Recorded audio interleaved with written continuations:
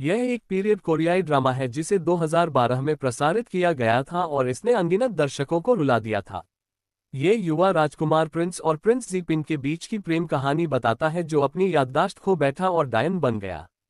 इस अंक में जियाओ शुआई आपको क्लासिक कोरियाई नाटक द मून एम्ब्रेसिंग द सन समझाएंगे। एक मिको जो दूसरे लोगों का भविष्य देख सकती थी, उसे उसकी गर्भवती पत्नी ने बचा लिया।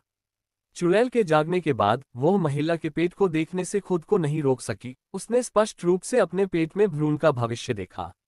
मैडम वेन्यान चंद्रमा जैसी नेक किस्मत वाली लड़की को लेकर बहुत खुश थीं, लेकिन चुड़ैल के शब्द उसके कहे के आधे ही थे। इस लड़की की किस्मत इतनी नेक है कि वह एक देश की मां बन सकती है, लेकिन यह मौत का कारण भी बनेगी। महिला इस समय जाने वाली थी और अपनी जान बचाने की कृपा को याद करते हुए चुड़ैल जल्दी से रुकने के लिए आगे बढ़ी। उसने महिला से कहा कि वह बच्चे की रक्षा करेगी चाहे कुछ भी हो। कुछ दिनों बाद महिला ने चांद जैसी चमकीली आंखों वाली एक बच्ची को जन्म दिया। उसने बच्ची का नाम जू यानयिंग रखा। इस समय अदालत में एक विवाद में शामिल होने के कारण चुड़ैल को फांसी दी जाने वाली थी। फांसी से पहले चुड़ैल ने आकाश में सूरज को दो भागों में विभाजित होते देखा, जिससे संकेत मिलता था कि भविष्य में दो लोग सिंहासन के लिए प्रतिस्पर्धा करेंगे और उनका भाग्य अधिक उबड़ खाबड़ होगा, लेकिन इससे उसका एक मरते हुए व्यक्ति से कोई लेना देना नहीं था। 13 साल बाद उत्तर कोरियाई चंद्रमा बड़ा हो गया है। ये पहली बार है कि यान यू अपने भाई के नंबर 1 विद्वान के जन्मदिन समारोह का निरीक्षण करने के लिए महल में आया है। जब वह घुटनों के बल बैठा था तो वह एक तितली की ओर आकर्षित हो गया और आंगन तक उसका पीछा करता रहा। उसकी आंखें तितली पर ही टिकी रहीं और उसने राजकुमार को भी नहीं देखा जो पास में ही था और बाहर निकलने वाला था। महल दोनों ने एक दूसरे को देखा और माहौल थोड़ा अजीब था। राजकुमार फिसल गया और यान यू पर गिर गया। दोनों उठ खड़े हुए। यान यू ने सोचा कि राजकुमार चोर है और चिल्लाया। गार्डों के एक समूह ने आवाज सुनी और राजकुमार मदद नहीं कर सका, लेकिन दोनों एक सुरक्षित स्थान पर आ गए गलतफहमी को सुलझाएं। राजकुमार ने समझाया वह शुरे के बड़े भाई से मिलने जा रहा था, क्योंकि उसके बड़े भाई को उसके पिता का कभी समर्थन नहीं मिला और वह अपनी प्रतिभा भी प्रदर्शित नहीं कर सका। ये सुनने के बाद यान यू ने अचानक सहानुभूति व्यक्त की और देश की दुश्मन प्रणाली की आलोचना की। दोनों के अलग होने के कुछ समय बाद राजकुमार ने किसी को कुछ भेजने का आदेश दिया। जब तक आप इसका अर्थ अनुमान लगाते हैं, आप इसकी पहचान जान सकते हैं। यान यू जो घर लौटा, उसने कपड़े का टुकड़ा लिया और उस पर लिखा था, एक वृत्त बनाएं और इसे एक वर्ग कहें, जो जीवन और मृत्यु का प्रतीक है। यान यू ने एक पल के लिए सोचा और इसका मतलब समझ गया। जब इसे खींचा जाता है तो ये गोल होता है और जब लिखा जाता है तो यह चौकोर होता है। ये री शब्द को संदर्भित करता है और माओ में जीवन और मृत्यु सिर्फ पूर्व में उगने वाला और पश्चिम में डूबने वाला सूरज नहीं है। यान यू को तुरंत क्राउन प्रिंस की पहचान समझ आ गई। उसने यान यू के बारे में सोचा जो दिन के दौरान विद्रोही था और उसे दिल में बुरा लगा, लेकिन ये सब एक ऐसे व्यक्ति ने देखा जो उसकी प्रशंसा करता था। भाई का सबसे अच्छा दोस्त और क्राउन प्रिंस उसके मुंह में वर्णित चाचा का भाई यांग मिंगाजुन है। इस समय राजकुमार भी आंगन में खड़ा था। उसने दिन में लड़की को दोष नहीं दिया, बल्कि लड़की के स्पष्टवादी स्वभाव ने अनजाने ही उसके हृदय को छू लिया था। पहले ही दिन वह आदमी महल में दाखिल हुआ। महल की सभी नौकरानियां उस पर मोहित हो गईं क्योंकि उन्होंने इतना सुंदर आदमी पहले कभी नहीं देखा था। यह न केवल महल की नौकरानी थी जो मोहित हो गई थी, बल्कि युवा राजकुमारी भी इस चौंका देने वाली नजर से मोहित हो गई थी। राजकुमारी अब अपनी आंखों में और कुछ भी बर्दाश्त नहीं कर सकती थी।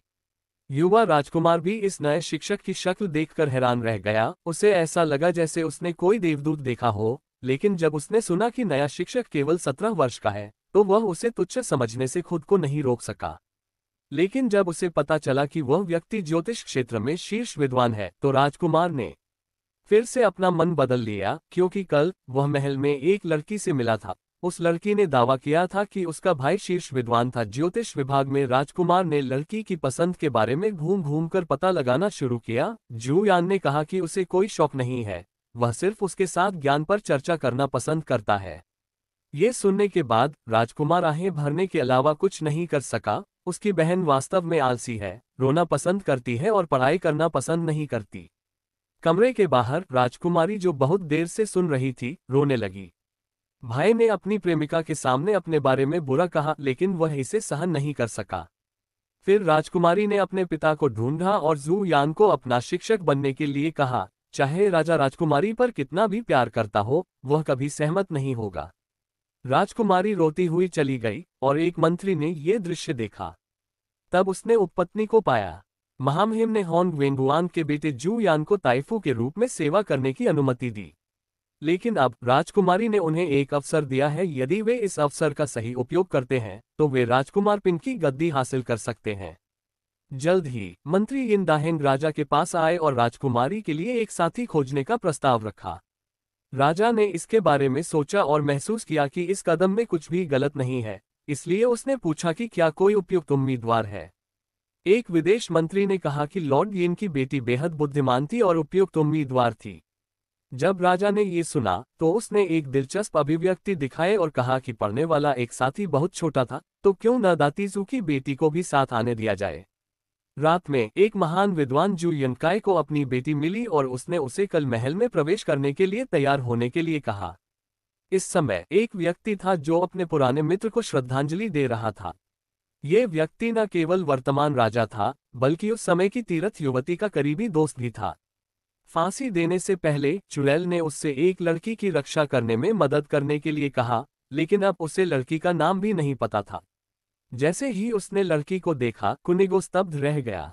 लड़की के पूरे शरीर से एक गहरी रोशनी निकल रही थी, जो एक रानी की पौराणिक उपस्थिति थी। इससे पहले कि कुनिगो ठीक हो पाता, वह स्तब्ध रह गया। एक और लड़की आगे बढ़ी, उसके शरीर के चारों ओर की काली रोशनी पिछली लड़की की तुलना में कहीं बेहतर थी, वह भी एक रानी की तरह लग रही थी। कुनवू अपने दिल में जानता था कि ये दोनों लड़कियां मर जाएंगी और गौरव से जिएंगी। जल्द ही कुनिगो को उपपत्नी द्वारा बुलाया गया, जिसने कहा कि आज दो लड़कियां राजकुमारी के साथ महल में प्रवेश करेंगी और वह उससे उसके चेहरे को देखने में मदद करने के लिए कहना चाहता था। इस समय दो लड़कियां साइड हॉल में इंतजार कर रही थीं। एक प्रमुख विद्वान की बेटी जू यान्यू ने एक दूसरे का मित्रतापूर्वक स्वागत किया। सामने वाली लड़की पहले तो तिरस्कारपूर्वक मुस्कुराई और फिर उसे अपने पिता की सलाह याद आई, महल में दुश्मन बनाओ, दूसरों को अपने सच्चे विचारों का अनुमान मत लगाने दो। लड़की ने तुरंत अपनी मानसिकता को सुधारा और मुस्कुराते हुए उसका स्वागत किया। थोड़ी देर के बाद उपपत्नी ने उन दोनों को बुलाया। गोवू स्क्रीन के पीछे छिप गया और कुछ देर तक उन्हें ध्यान से देखा। जू यान्यू में रानी की शक्ल थी, लेकिन नियति नहीं थी एक रानी का। हालांकि दूसरी लड़की की किस्मत में रानी बनना तय था, लेकिन उसमें रानी जैसी शक्ल नहीं थी। कुंडो को अचानक 13 साल पहले अपने दोस्त के उस अनुरोध की याद आई, जिसमें उसने एक रानी जैसी दिखने वाली लड़की की रक्षा में मदद करने के लिए कहा था। वह व्यक्ति जू यान्यू था। सभी के तितर बितर होने के बाद उपपत्नी ने परिणाम के बारे में पूछताछ करने के लिए गोवू को बुलाया। गोवू ने साम्राज्य को उसकी इच्छा पूरी करने के लिए बधाई दी और उसकी बेटी यिन बाओजिंग, जिसकी उसे उम्मीद थी, जियाताई हॉल की मास्टर बनेगी। गोवू जानता था कि उसे इस तरह से जवाब देना होगा, अन्यथा जू यान्यू कल जीवित नहीं रहेगा। दोनों लड़कियां राजकुमारी से मिलीं। यान्यू के भाई की प्रशंसा के कारण राजकुमारी स्पष्ट रूप से एक दूसरे के करीब थी, जिससे बाओजिंग बहुत नाखुश थे। दूसरी तरफ के राजकुमार को भी पता चला कि वह जिस व्यक्ति के लिए तरस रहा था, वह महल में प्रवेश कर चुका था। उसने किसी को यान्यू से मिलने के लिए एक पत्र लिखने का आदेश दिया, लेकिन यिन बाओजिंग ने पहले पत्र की खोज की और सामग्री देखी। घर लौटने के बाद यिन बाओजिंग ने अपने पिता से रोते हुए कहा कि राजकुमारी न केवल जू यान्यू के करीब आ गई, बल्कि ली हुआन नाम के एक वान किंग ने उसे एक प्रेम पत्र भी लिखा। ये सुनकर यिन दाहेंग दंग रह गए। ये राजकुमार का नाम था। एक दिन वह इस पर चर्चा करने के लिए उपपत्नी के पास गया, लेकिन उपपत्नी को इसकी परवाह नहीं थी। शाही परिवार में विवाह इतना सरल नहीं था कि कौन किसे पसंद करता था, बल्कि इसका निर्णय परिवार के उपमुखिया द्वारा किया जाता था। लेकिन यह महामहिम को श्रद्धांजलि देने और युवराज चुनने की प्रक्रिया शुरू करने का भी समय है। जल्द ही राजा ने एक आदेश जारी किया और देश भर में 12 से 16 वर्ष की सभी लड़कियों ने विवाह प्रतिबंध लागू कर दिया और अपने उत्तराधिकारियों और रखैलों का चयन करने के लिए तैयार हो गईं। शाम को महल में एक उत्सव भोज आयोजित किया गया था। उपस्थित राजकुमार किसी कारण से हर समय नाखुश था। यान्यू ने उसे कोई जवाब नहीं दिया। दूसरी तरफ गोवो जादू कर रही थी। थोड़ी देर के बाद वह भोज के बीच में दिखाई दी और उसके आसपास की चीजें अचानक बंद हो गईं। गोवो ने यान्यू को भाग जाने और फिर से राजकुमार के साथ न जुड़ने के लिए कहा। गोवो अचानक फिर से गायब हो गया और यान्यू जांच करने के लिए आगे बढ़ा। एक नकाबपोश आदमी अचानक भोज स्थल पर आया और उसे खींच लिया। जब वे एक खुली जगह पर पहुंचे तो उस व्यक्ति ने अपना मुखौटा उतार दिया। राजकुमार ने यान्यू को अपनी भावनाएं व्यक्त की और यान्यू ने यह भी बताया कि उसे पत्र नहीं मिला है। गलतफहमी दूर हो गई और दोनों ने एक दूसरे की ओर देखा। दूरी में दो लोग उन्हें देख रहे थे। एक यांग मिंगजुन था जो लंबे समय से यान्यू की प्रशंसा करता था, और दूसरा यिन बाओजिंग था जो क्राउन प्रिंस की उपपत्नी बनने के लिए दृढ़ था। दो लड़कियां जो भविष्य में रानियां बनेंगी, राजकुमारी के साथ जाने के लिए एक ही समय में महल में प्रवेश करती हैं। राजा ने उन्हें परीक्षण के लिए बुलाया और पूछा कि क्या वे वुयानवेन तकनीक का संकेत जानते हैं। पहली लड़की ने एक अलग दृष्टिकोण अपनाया, ये कहते हुए कि सीखना और राजनीति पुरुषों का व्यवसाय है। वह महिलाओं की नैतिकता में विशेषज्ञता रखती है और केवल द हंट्रेस जैसी किताबों में रुचि रखती है। ये सुनकर राजा ने सहमति में सिर हिलाया। अब दूसरी लड़की की बारी थी और उसने इस वाक्य के मूल का खुलासा किया। बादशाह ने पूछा कि उसका मतलब क्या है, तो लड़की ने कहा कि महामहिम हमें ये बताना चाहते हैं कि हमने महल में जो देखा और सुना उसे कभी भी बाहर नहीं फैलाना चाहिए। ये बिल्कुल वही उत्तर है जो राजा चाहता है। यान्यू को सबक सिखाने वाली इस लड़की ने उसे बहुत संतुष्ट किया। यान्यू से न केवल राजा संतुष्ट था बल्कि राजकुमार भी संतुष्ट था। राजकुमार विवाह के लिए पूछने आया। राजा ने पूछा कि उत्तराधिकारी परिवार की कौन सी महिला सदस्य है। राजकुमार ने कहा कि यह डेटिक्स्यू की बेटी जू यान्यू थी। यह उम्मीदवार राजा की इच्छा से मेल खाता है, लेकिन नियम नहीं तोड़े जा सकते और आपको फिर भी युवराज के चयन में भाग लेना होगा। राजकुमार ने कहा कि यही वजह थी कि उन्होंने शादी के लिए कहा। चयन के लिए जिम्मेदार व्यक्ति उपपत्नी है, इसलिए विजेता केवल ली जुए की बेटी यिन बाओजिंग होगी। लेकिन राजा फिर भी नहीं माने और राजकुमार को समस्या का समाधान खुद ही ढूंढने दिया। राजकुमार के जाने के बाद यांग मिंगजुन फिर से उसके पास आया और कहा कि वह अपने पिता से शादी के लिए पूछना चाहता है। राजा ने पूछा कि परिवार की महिला सदस्य किस परिवार की है। यांग मिंगजुन ने कहा कि यह डेटिक्स्यू की बेटी जू यान्यू थी। राजा ने मना कर दिया।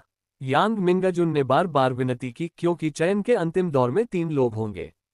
इससे कोई फर्क नहीं पड़ता कि क्राउन प्रिंस के रूप में किसे चुना जाता है, अन्य 2 जीवन भर पुनर्विवाह नहीं कर पाएंगे। राजकुमार शांत नहीं बैठा और मौत का इंतजार करने लगा। उसने एक व्यक्ति को बुलाया जो चेंगजुन मंडप का प्रभारी डॉक्टर था।